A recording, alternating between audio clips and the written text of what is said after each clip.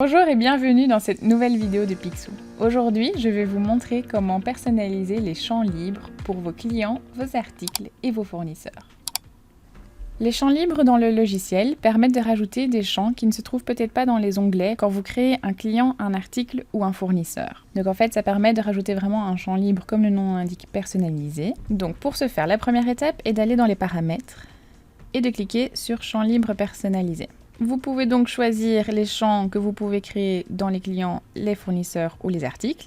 Ici, on a pas mal d'exemples pour nos clients. Donc par exemple, on peut avoir des dates de naissance, un lieu de naissance, un numéro de licence, un numéro de plaque, un numéro de châssis pour les garagistes par exemple. Et quand vous allez dans la colonne Action sur le plus, vous pouvez choisir si vous voulez que ce champ soit visible ou non. C'est-à-dire que si vous voulez que le champ soit visible sur la facture ou dans la fiche du client. Pour créer un nouveau champ, vous cliquez donc sur plus champ. Vous choisissez donc son intitulé. Ici, on va prendre par exemple un employé. Et vous pouvez choisir si vous voulez du texte, si vous voulez un menu déroulant, donc une liste, si vous voulez une date, donc ça apparaîtra comme un calendrier, une checkbox ou simplement une zone de texte.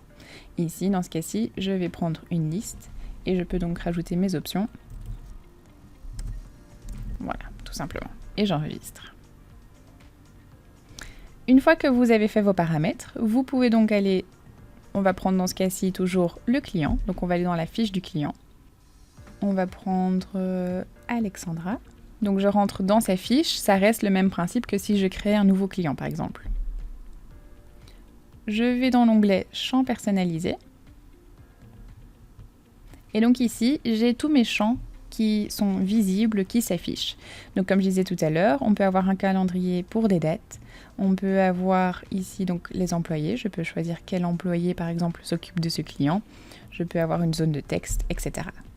Une fois que vous avez créé la fiche du client, donc de nouveau du client, du fournisseur ou de l'article, et que vous faites la facture, voici à quoi ça peut ressembler sur votre facture.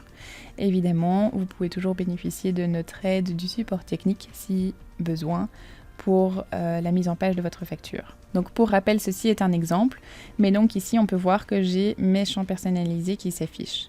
Voilà, donc vous pouvez choisir si vous voulez que ça soit plus sur la gauche, plus en haut, etc. Vous pouvez choisir où ça se trouve. Un peu plus bas ici, j'ai mes champs personnalisés pour mes articles. Et alors si j'avais fait une facture d'achat, je pourrais avoir mes champs personnalisés pour mes fournisseurs. Je vous remercie d'avoir regardé cette vidéo jusqu'au bout. Pour plus de tutoriels, n'hésitez pas à vous abonner à notre chaîne YouTube.